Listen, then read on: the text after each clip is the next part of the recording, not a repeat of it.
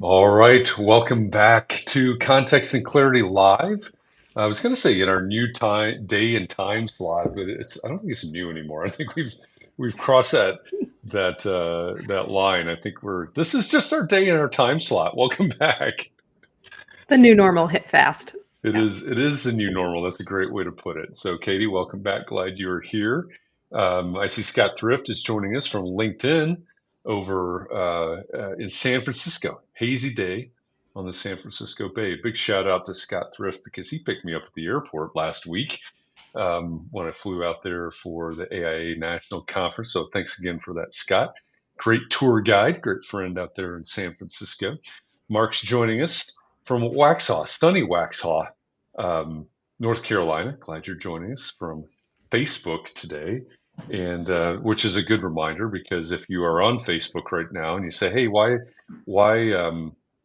is my comment not showing up the way Mark's did?" Well, it's because you probably need to give permission to let your name and your likeness and your comment out. So there's a URL in the bottom left-hand corner of your screen right now. It's chat.restream.io/FB, as in Facebook. A couple of clicks later, you will give Facebook permission to let your comment out like Jessica's has. Jessica, welcome back from Los Angeles. She said Scott Thrift is a Jim. All right. He's not a Jim, he's a Scott. Anyway, sorry, dad jokes going on there. But glad to have all of you joining us today. We have a great guest and a great show lined up today.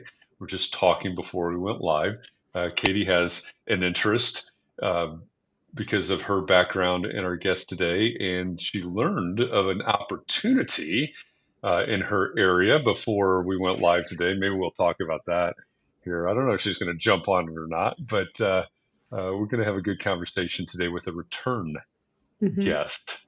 So welcome. Glad that you're here. As you get here, say hi. Let us know that you're here. Let us know where here is for you. If for some reason I don't remember where in the world you are, it's great to have you here. And just want to say hi. Just want to welcome you to the conversation. As I said, my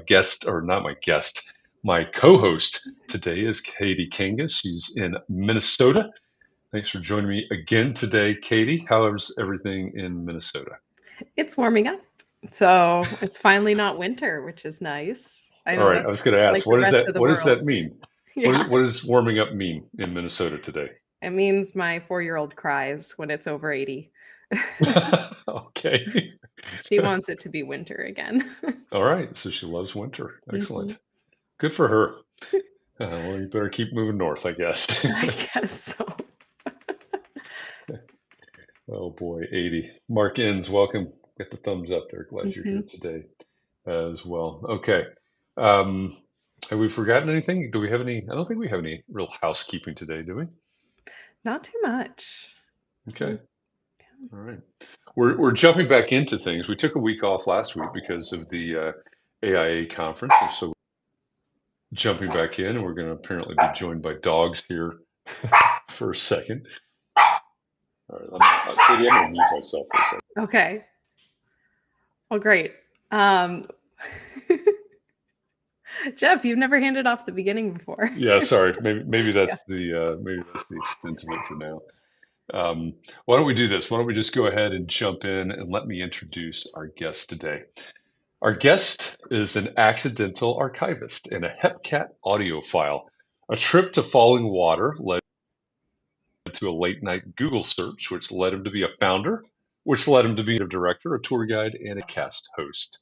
He's a modernist soul trapped in a modern body and the purveyor of the largest open digital archive of residential mid-century modernist architecture in the world.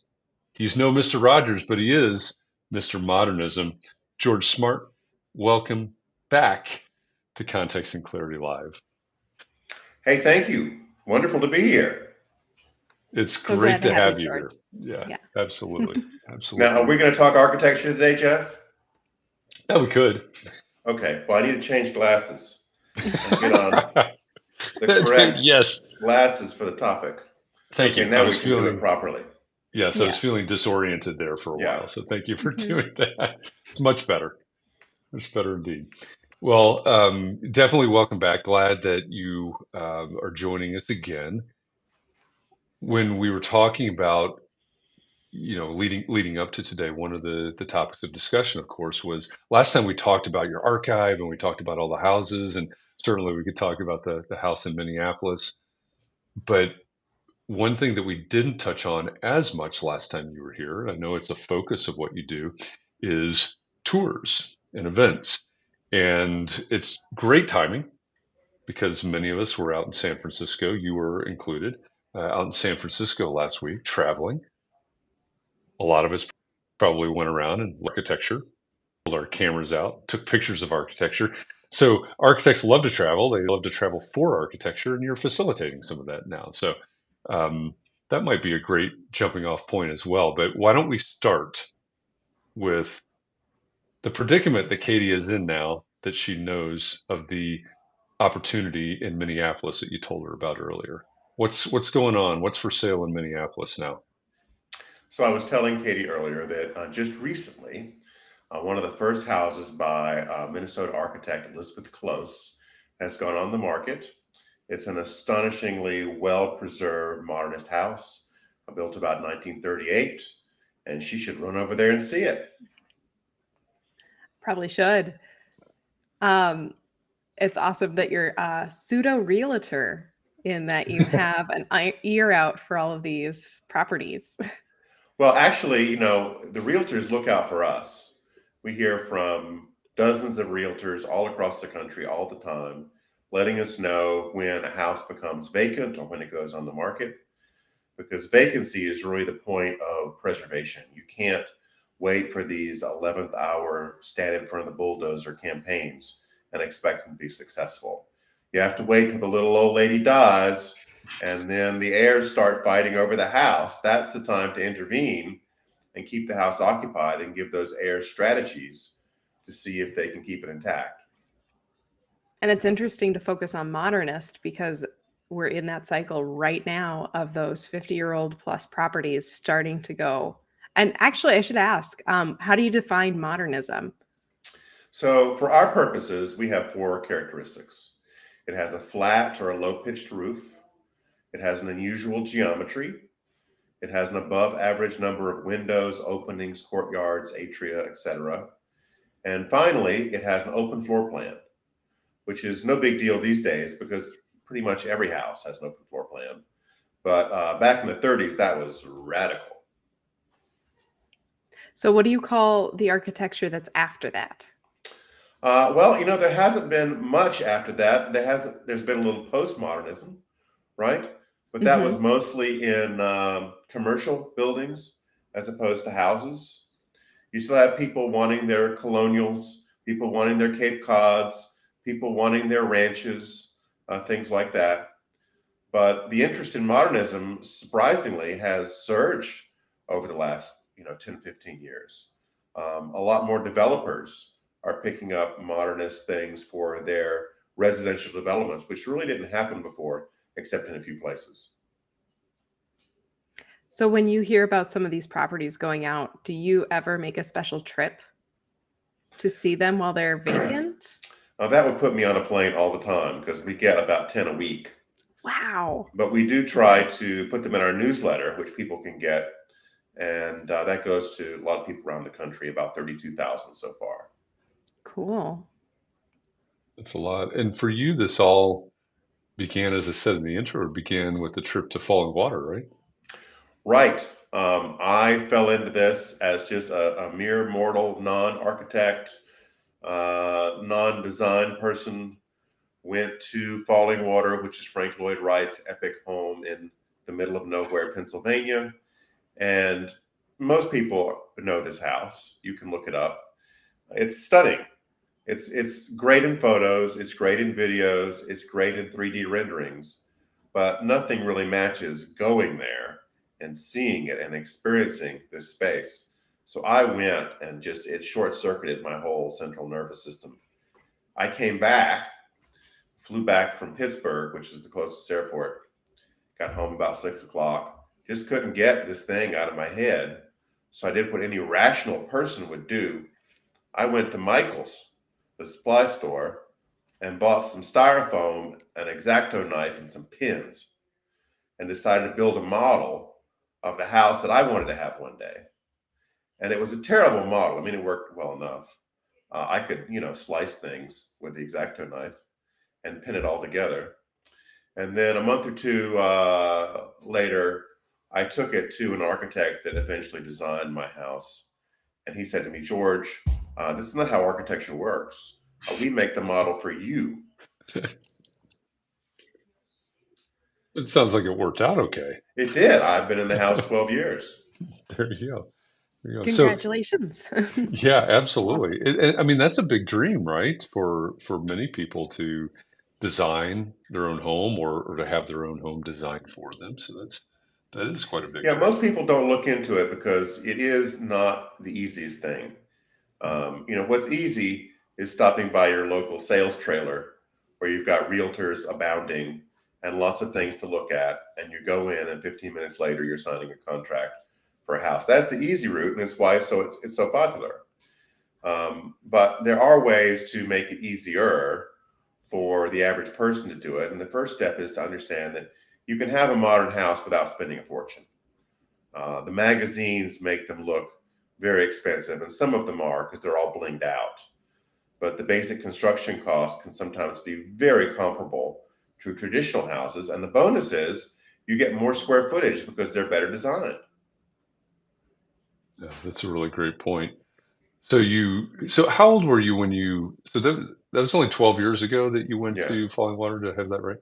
Yeah. So you're an adult, and obviously the impact of going and visiting Falling Water in this case was immense on you.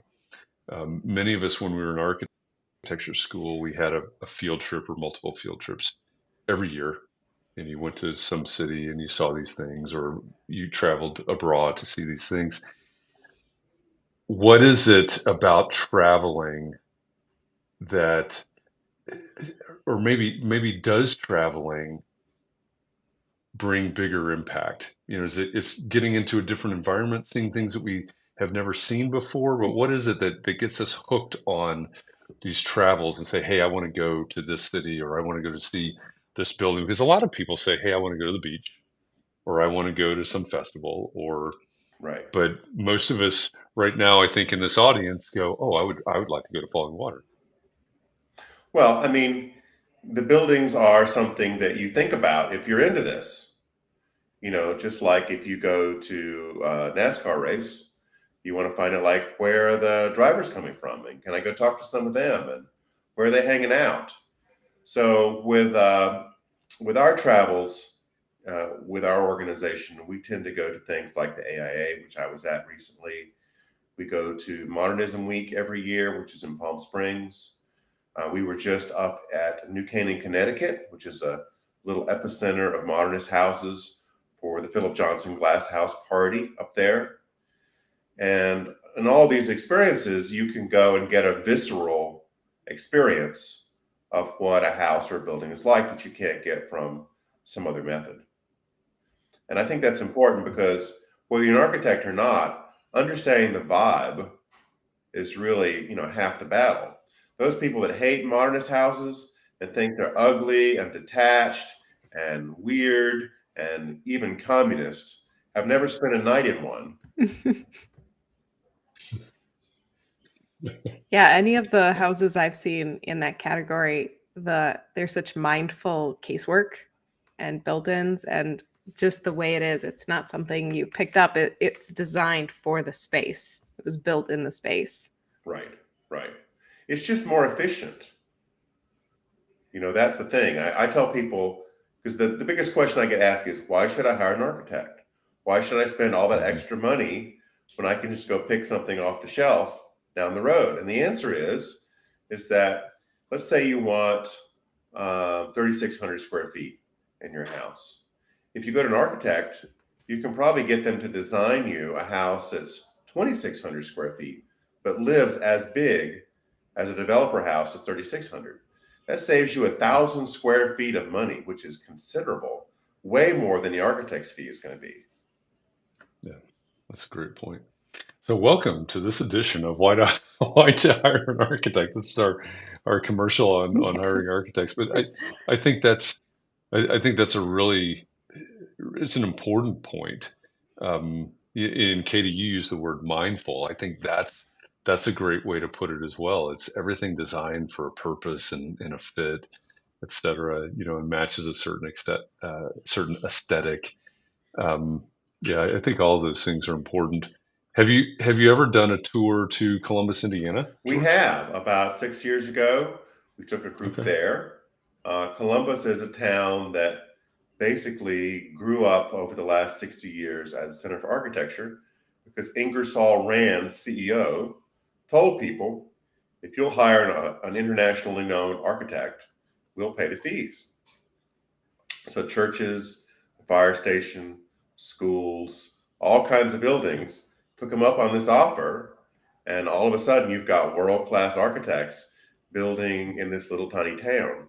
So now you can drive around and just see a huge number of projects there spanning the last 60, 65 years. It's a great weekend trip.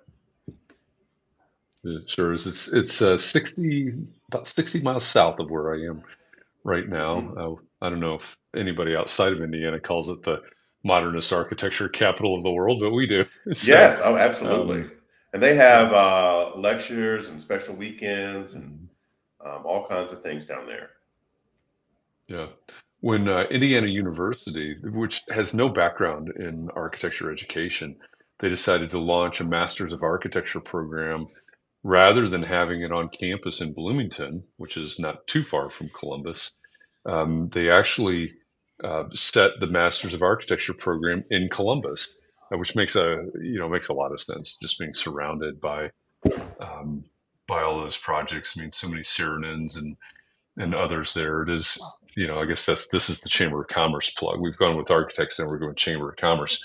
Um, if you have the opportunity, you should check out Columbus, Indiana. Um, what's what's on the docket for future tours with U.S. Modernist? Well, we just got back from Denmark, Norway, and Sweden. Last year we were in Dubai and Abu Dhabi. Next February we'll be back in Palm Springs, which you do every year. And then the following May we'll be in London, Brussels, and Amsterdam. I was just going to ask if you went international Yeah. because that's where some of like going to Iceland and Turkey and some of those places, they have beautiful stuff that again, in small towns, you find these little gems of churches or geothermal baths that are just so well designed. My big challenge is how do you find these? When just starting to look around, I would love to find these architectural gems, or even if I see something, I don't know who the architect is. Well, that's what we have the internet for. I mean, somebody's figured it out most of the time for any commercial structure, whether it's operating or abandoned. There are hundreds of sites just for abandoned buildings around Wow. the world, particularly in the Eastern Bloc countries where you had the Soviet brutalist concrete buildings built up over the last 50, 60 years that are empty now, but were designed by architects. So, That's the incredible. information's out there. You just kind of hunt a little bit. Yeah. So, how do you decide where you want to go or where the next tour is going to be? Or are those the same? Well, we've been running these tours now for almost 10 years Mhm. internationally. We know that people want to go to a certain city just because it's that, like everybody loves Yeah. London. Um, some cities are easier to navigate than others. For instance, some have a lot of modern, some don't. Also, we want to provide people experiences that we know that they will think is really cool but aren't architectural. Like when we go to London to Brussels, we take the Eurostar train underneath the English Channel. Everyone loves that experience. When we're in Norway, we take the train from Oslo to Myrdal, which is a train station in the middle of nowhere with nothing around it and no people. It's like you've landed on the moon, and the train lets you off and leaves.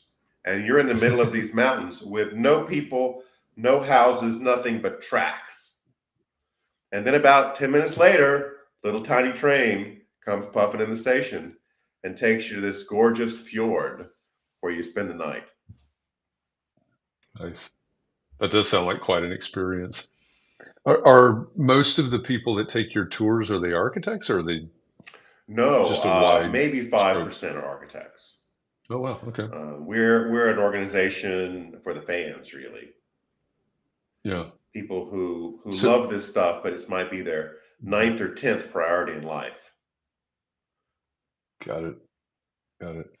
So, most of our audience being architects, yeah, I can sort of imagine how they're traveling, right? And what they're doing when they travel. But I kind of think even though the majority of the people in your tours are not architects, I suspect that they have because they are you just describe them as fans, and that's maybe what sets them apart. Um, my guess is they're doing similar things because I think the folks in our audience are probably um, fans when they go on these types of tours as well. What are the favorite activities? Are people sketching or drawing or Oh, photographing or please, no, no, all of no, it? no, no. No. Drinking, Okay. Yeah. eating. Okay. I mean, sketching is for design people, right? Okay. The average person is not going to be sketching. They're going Yeah. to be like Sure. shopping, right? They're going to be, bouncing over to meet their friends from 10 years ago at dinner someplace one evening. Okay. It's a more, yeah, more sort of normative set of activities as opposed to the more scholarly things you might do or the Sure. questions that someone in the profession might ask of a guide, for instance. Got it. Got it. So for those of you that are in the audience right now, what I know many of you did go to San Francisco, not everybody, but to think about the last trip that you went on. Maybe it was specifically architecture related, maybe it wasn't, but what do you like to do? How do you experience cities and these places where you go? I'm curious to see what people put in the comments here. I did see some photographs from San Francisco of architects sketching, Hmm. Oh yeah, which is right. It's the they design have people. workshops on this at San They Francisco. do. They really do.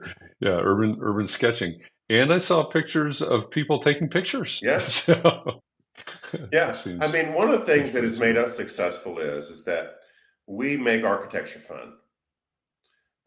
Architects don't make architecture fun. They take it very seriously.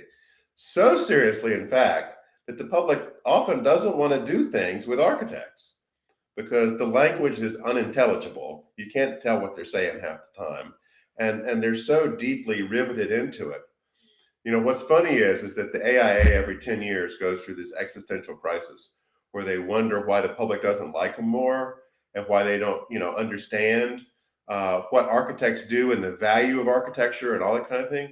And so what they do is they form committees. And these committees, it doesn't matter whether it's the 70s or the 90s or the 2000s, they always come to the same conclusion. We have to elevate the public and educate them about what we're doing.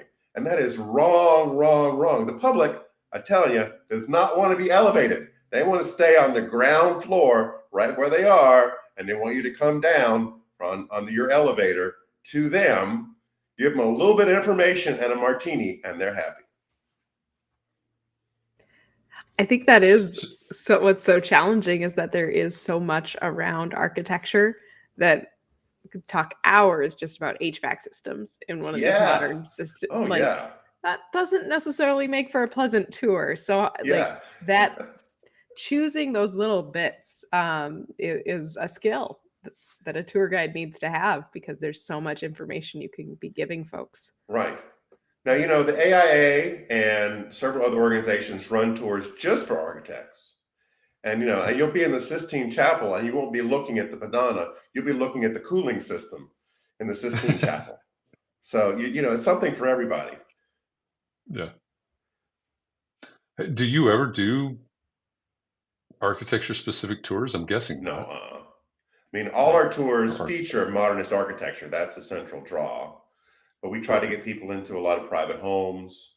We try to have them stay in modernist hotels and experience those, go to as many of the iconic places that we can get into.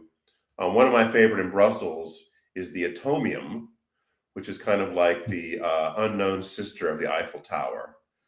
The Eiffel Tower was built for a World's Fair, right? Well, in 1958, the Atomium was built for a World's Fair. The Atomium is a giant model of an atom. It probably stands 15 stories tall at least, and each of those balls of the atom is probably 150 feet across, and they're all connected by these giant escalators that take you up into the elements of the atom. Just look it up. It's the Atomium in Brussels. And that thing is just amazing. And it's all about the atomic age, 1958, when modernism was at its zenith.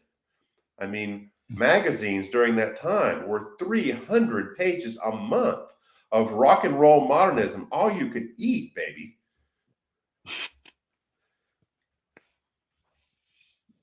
So what's changed? A lot has changed. A lot has changed. Well, modernism fell out of favor in the 70s for a number of different reasons. In the residential sphere, modernism was always ahead of material science. So houses are being designed that really couldn't endure a lot, particularly with certain things like leaky roofs. So the roofs that were for flat houses began to leak. And of course, when the realtors heard that, they started discouraging everybody from buying or building flat roofed houses. So that almost went away until the 90s. And then they started to come back. And you had some key houses, like one of them was the Kaufman House by Richard Neutra in Palm Springs, went through a considerable renovation, basically to recover from Barry Manilow, who had not known how to keep it when he owned it, and filled it full of Laura Ashley. You can imagine Richard Neutra and Laura Ashley in a shotgun marriage. It did not work at all. But now the house is a showpiece of modernism. Love that. And a shotgun wedding. Yeah. So your organization is US Modernist, right? Yeah. Tell us a little bit more. Obviously, you're promoting modern residential or modernist residential architecture. What's the big goal? So we are a nonprofit, and our goal essentially is to keep these things from getting destroyed. That's it. In order to do that, we have innovated certain things that I thought surely someone has done this already. Turns out not so much. So we have three main features on the site. One is we've documented 20,000 houses so far, basically every house by every famous modernist architect you could name, including some of their unbuilt work. Secondly, we have an architecture magazine library with 4.2 million pages going back 130 years. So every issue of any magazine you ever studied in school, we probably have it, and it's text searchable now for the first time because we scanned it. Nice. So if you're working on a project, say you're working on the Elizabeth Close house in Minneapolis, Minnesota, you could go in and find original photos of this house, interior and exterior. And what's better is that we have the whole magazine, so you can find the ads that were in there at the time about the fixtures and the refrigerators and heating and air conditioning and doorknobs and whatever it is that you need was being advertised at the time. So people who are doing restorations think this is great because they can look up these companies or brands and see if they're still in business, or see if there is a secondary market like on eBay, and get stuff for their project. That's amazing. What's your favorite? This is probably like asking about your favorite child, but what's your favorite modernist house in the United States that still exists? It still exists. Well, I tend to like small houses, and by small I mean like under 1,200 square feet, like really small. One of my favorite to visit, and I'm there every year, is the Frey House in Palm Springs, which is 800 square feet. It's located it's built on a rock. The rock comes up into the living room and gives you this 300-degree view almost, maybe not 300. I guess it would be more like 210 of the whole valley and the airport. And the house is not available to tour generally, except during special events like Modernism Week. So this is like one bedroom, one little kitchen, one sitting area. The only drawback to the house really is that in Palm Springs, it can be like 120 in the summer. And it is really, really hot up there in that house, even with some air conditioning. So I'm not sure I would want that particular house to live in, but it's really one of my favorites from a design perspective. And Albert Frey is kind of the patron saint of architecture of town. And they are putting together a major exhibition on Frey, which will open up early next year. And you'll have a tour there, right? Oh, yeah. Yeah. That's in February for Modernism Week. Yeah. So if that's your favorite house, you mentioned certain cities are easier to tour than others. What are your top 3 favorite to tour? I like Los Angeles a lot because there's so much to choose from in Los Angeles. And Los Angeles loves its modernist houses particularly. And it has an endless supply of modernist museums and schools and office buildings and every possible structure that there is. So if you want to see it, and there are guidebooks that have been published on LA for decades that you can pick up and just drive yourself around and see all these things. A number of them are open to the public, either all day, every day, or by appointment. For instance, the Eames House in Pacific Palisades by Charles and Ray Eames. Most people don't know that Ray is not his brother, it's his wife. And they were very famous for design in general, industrial design. Their famous Eames chair is still being produced today. A lot of people who come on our tours live in just kind of a normal looking house, but they have that one Eames chair. Eames chair is the gateway drug of modernism. You buy one of those, you want to have a house one day. Good to know. That's yeah. So okay. So your favorite cities, your favorite house. What are your favorite accessories? Maybe it is furniture, maybe it is appliances. But as you go around and you see these, and I assume that many of these homes that you tour are basically period showcases. So you think back across all of these years of refrigerators and bookcases and chairs, and where was the best design of that era? Where was it coming from? Well, I mean, this was a big movement that had influences from the U.S., influences from Europe. I mean, we could do a whole 4-year degree program just on this one question. But for the average person, it really boils down to like certain features that came up. For instance, back in the day, radiant floor heating was like the Bitcoin of architecture. When it was so new and so sexy, and you were going to pump this water through your concrete floor through these little pipes, and it was going to, keep you from having that old coal heater and that old oil furnace that you were going to have to burn. This was going to be fantastic, and it was for a while until they broke. Most of them did not hold up. That was kind of cool. And then when you had different kinds of built-ins. So one of the novel things of that era was the drop-down turntable. So there'd be a panel in your wall, and you'd pull it, and your turntable would come down like this. For those of you that don't know what a turntable is, it played these vinyl discs and made sound come out of them. Vinyl is coming back, I'm glad to say. And this thing was called hi-fi, for high fidelity. And you would hook this to what at the time were gigantic speakers also mounted in your wall. I mean, today we have speakers that are like this big, work off of 1 volt. Well, the speakers of that day were like 1 foot by 2 foot, and you had subwoofers and tweeters and mid-ranges, and you put them around your house, and they'd be enormous, and they would last forever because speakers don't break. But that was something that people loved to see too. And then it was repeated when television came along. And so then you'd have these panels that open up and show your big TV, which was a giant cube, like 3 feet by 3 feet, like the size of an oven that would sit in there. And there was no cable, there was no streaming, there was no Comcast, none of that. You had an antenna on top of that thing that you would have to hold at a certain angle during the football game to get any kind of reception at all. And the biggest thing that came along too, along that lines, was when we had remote control. You could actually instruct the TV to do things with this handheld device. That was, stunning.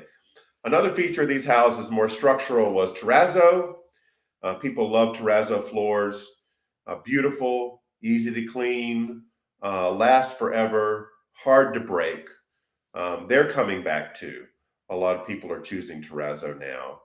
And terrazzo never lost its allure in airports. If you go through most airports, it's all terrazzo all the time. I was going to say, when you're talking about the turntables, if anybody needs an example of vinyl, I'll be right back. Okay, just which album do you want? Yeah.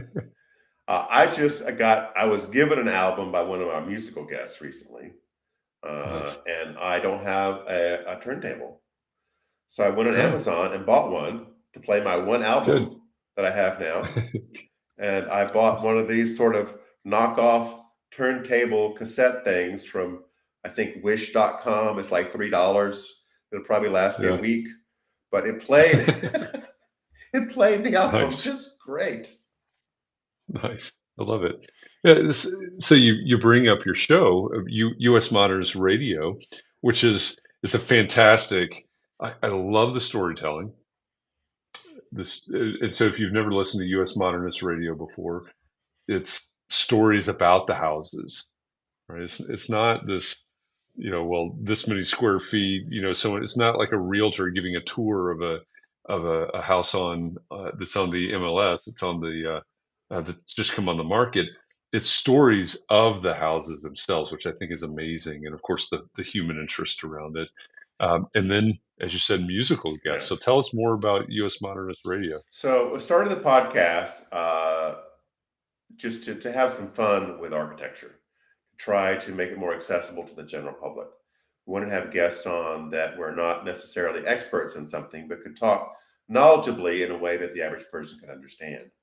About 4 years into it, I noticed when I went to parties at these houses, they were playing jazz in the background. Frank Sinatra and Dave Brubeck and others. And so I thought, well, we got some jazz bands around town. I'll ask one of those to come over, see if they'll do it. And they did, and it was great. And so now we have musicians from all over the world come on the show and perform for us. And they have interesting connections to architecture and design. And then one of our ongoing features is we've interviewed probably 30 children or grandchildren of famous architects, like both of Richard Neutra's sons, Rudolf Schindler's grandson, Frank Lloyd Wright's grandson, Norman Jaffe's son. And they tell stories of the architect as people and what it was like to grow up with them. The two Saarinen children, Eero Saarinen was very famous during his time, but he had a pretty wild personal life. So we got to hear those stories. I think that's, again, if you have not listened to US Modernist Radio, you're missing out because of all of those things, and just you spoke before about how architects could connect with the general public, and what you were just talking about really reminds me of the same thing, right? This is the human connection to architecture, which is ultimately the most important. Yeah. Right? I've got this structure. What does it mean? What does it mean without the thing that goes on, the life that goes on inside of it? Maybe it's a sewage treatment plant. Maybe it's a residence. Who knows? But it's the result, it's the impact of that thing that I think is ultimately most important. So check out US Modernist radio, because you get, like you said, the stories of the humans, the people, the architects, the homes, and the music is a fantastic touch to go along with it. It's a great soundtrack, literally Oh, thank you. speaking. Yeah, absolutely. Where do you want to go? I'm sure you're planning this out years in advance, but what city have you not been to but you want to go to? We've been to just about all the major centers at some point. We are changing our tour structure somewhat, and then we're doing fewer tours every year. We go to Palm Springs every year. That's our biggest one. We take 40 people with us. We take over the entire 1963 mid-century hotel for the week and take people on private tours and dinners and parties and a massage therapist by the pool and open bar and everything they could possibly want. We have one international trip a year. And then we're doing something called Moon Over Modernism for a fundraiser for our capital campaign. And those are weekends in different cities, where on Saturday night, there's a fantastic party at a modernist house somewhere in the evening, and usually a large house. So the party's for 200, 250. And the next day, we go to a small house and take people through 30, 40 at a time. For instance, when we did this in LA, we were at the Stahl House, one of the most famous ones in LA by Pierre Koenig. We had about 250 people go through in an afternoon, 25 at a time. So those events we're going to try to do at least once a quarter. How do I sign up?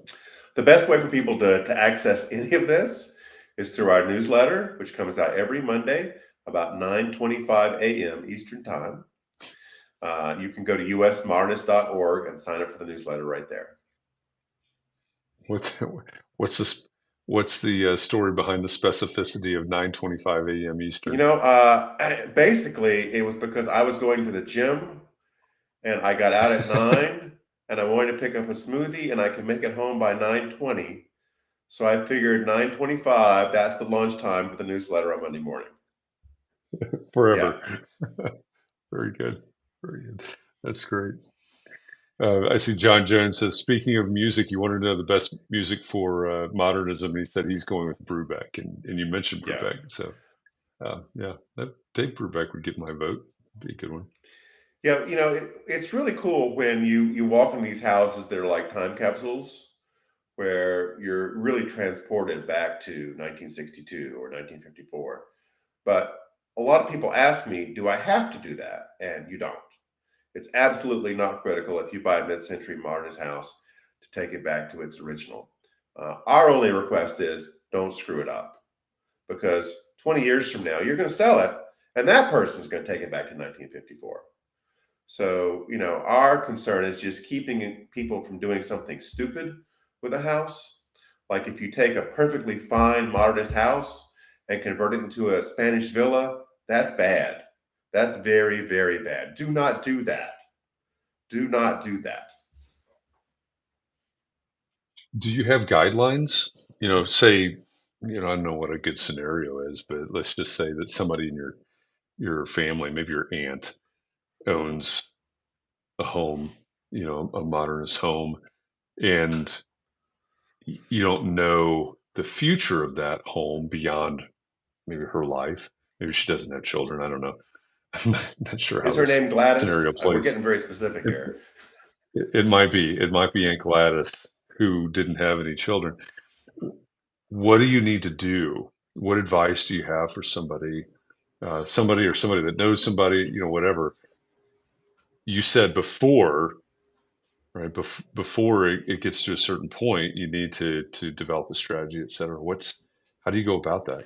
Well, if a person or family really loves a house and wants to see it last and not get radically altered or torn down, there's only one legal way to do it in this country, and it's called a preservation easement.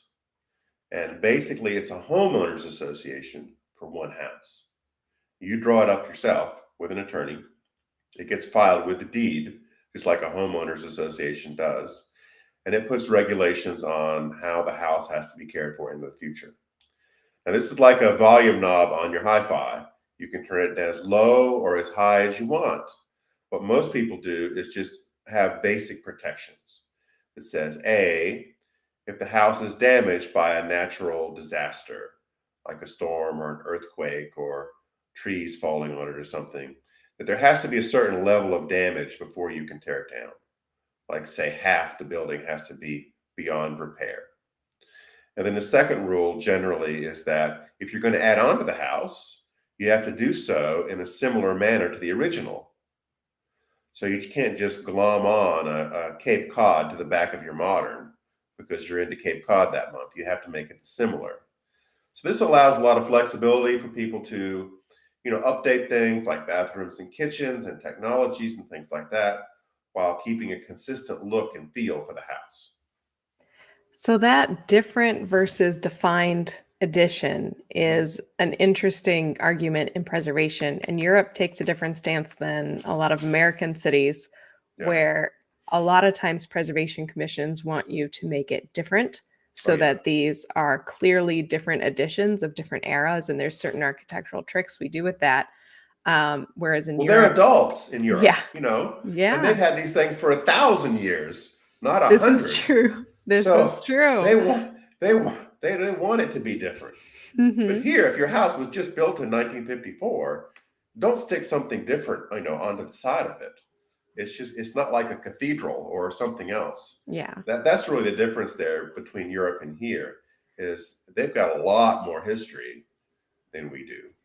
So many more layers, but it's helpful to hear it kind of how you're taking that, and you're specifically looking at residential properties instead. And a lot of times the preservation of those properties relies on people being able to live in them. And thankfully those open floor plans make that seemingly easier for this next generation right now. They do. But the preservation easement applies to any kind of architecture. If you have an old Victorian that you don't want to see destroyed, walk, don't run to your local preservation association. And in every state, there are groups that do this.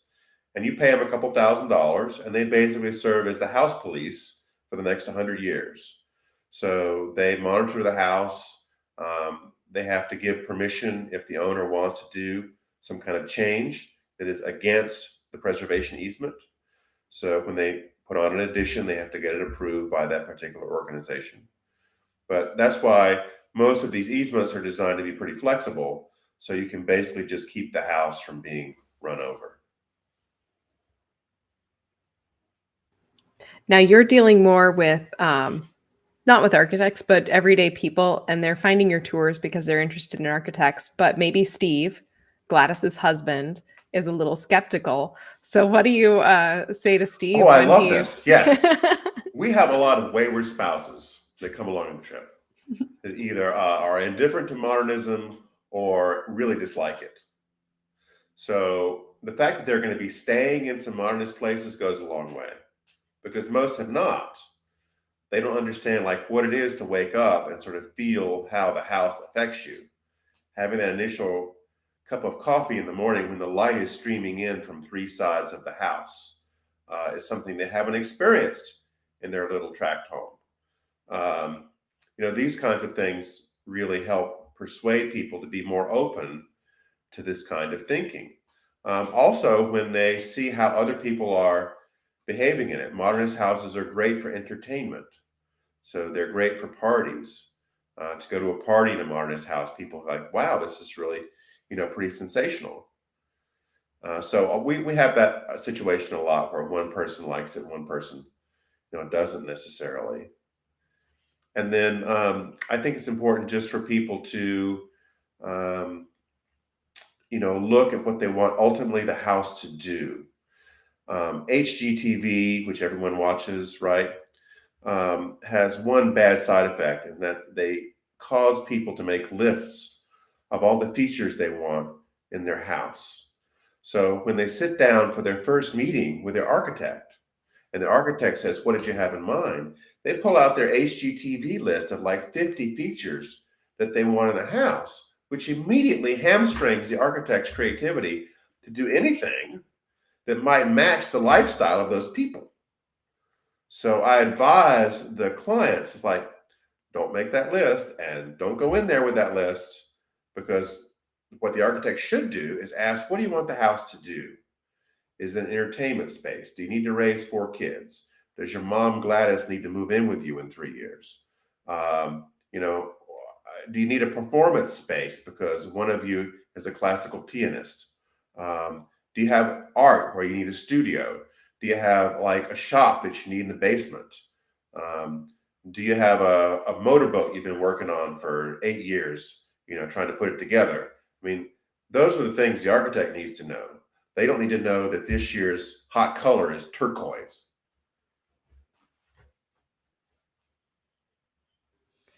Another rousing endorsement of HGTV. Yeah, I mean, don't get me wrong. I love HGTV and they're great shows.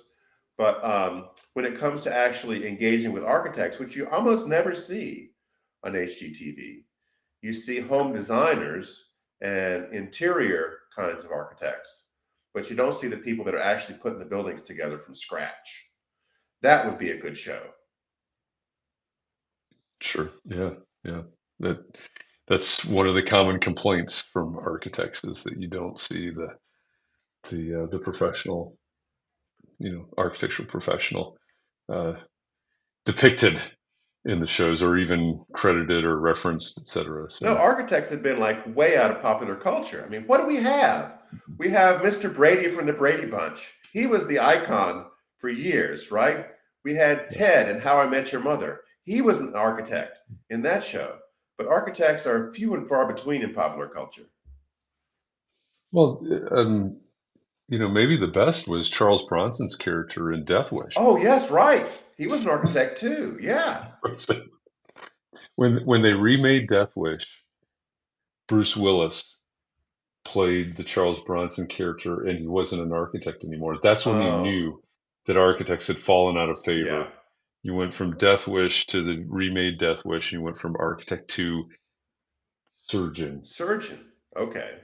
Yeah. Well, if you really want a fun film, you should see Charles Bronson in Death Wish 5, the last horrible sequel. It's good to have some alcohol when you see that, because you'll need it to endure it. And Bronson he just knows the formula and knocks them all out. Christian says, countdown until they mention Jason Alexander. Art That's Vandelay. exactly right. That's exactly right. So in Seinfeld, you brought it up, Christian. George Costanza, in order mostly to get women, comes up with an alter ego, Art Vandelay, who is an architect. That's right. And he thinks that cachet will get him somewhere. And it does temporarily, until people figure out he's not an architect. Yeah. He says, I always wanted to pretend to be an architect. And when he tells the woman, I forget where they were, but he and Jerry were standing by the elevator. He gets introduced to this woman. And well, what do you do? He says, I'm an architect. He says, oh, what have you designed? Well, have you seen the new addition to the Guggenheim? Oh, you did that? Yes. And it didn't take that long either. That's a great line. It didn't take that long either. Yeah, Charlie Gwathmey, who actually did design that edition, would joke about that show all the time. I'm sure. Funny. I'm sure. Well, before we logged off here, I wanted to bring attention to John Jones's question, because acoustics is an aspect of a space that you can only experience kind of when you're in it. There's not too much literature about it. There's the formal architectural documentation of acoustics, but he was asking, have you been pleasantly surprised or found that modernist architects paid serious attention to acoustics? Yes. Acoustics, they paid attention to green building before that was a thing, to energy efficiency before that was a thing.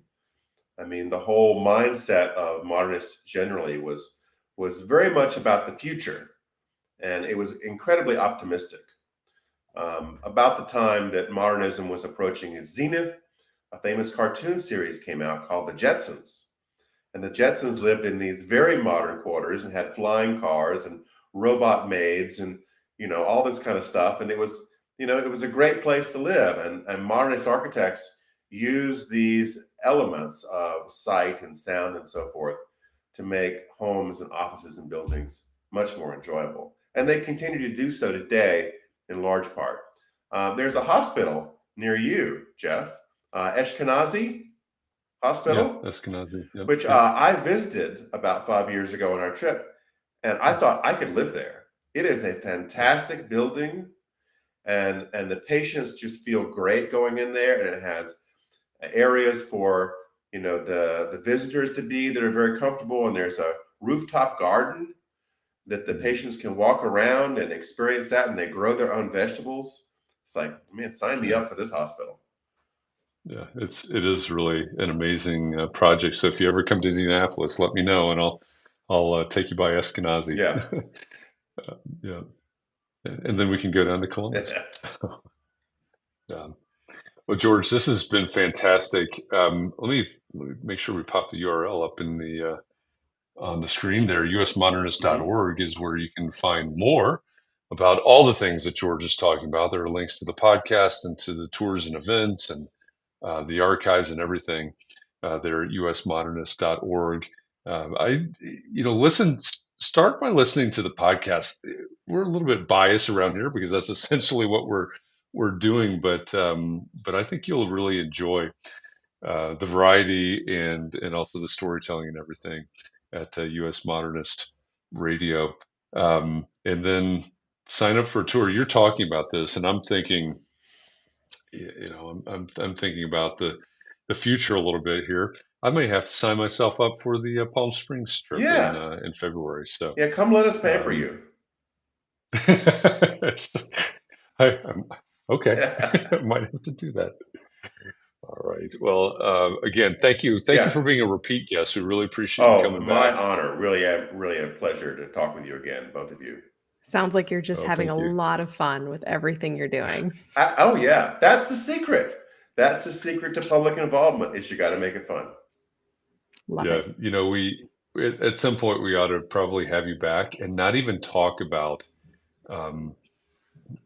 everything that you're doing, but talk about following your passion. I think that would be a really fun conversation as well. So okay, maybe we'll have to we'll book a third time here. Okay, look forward to that.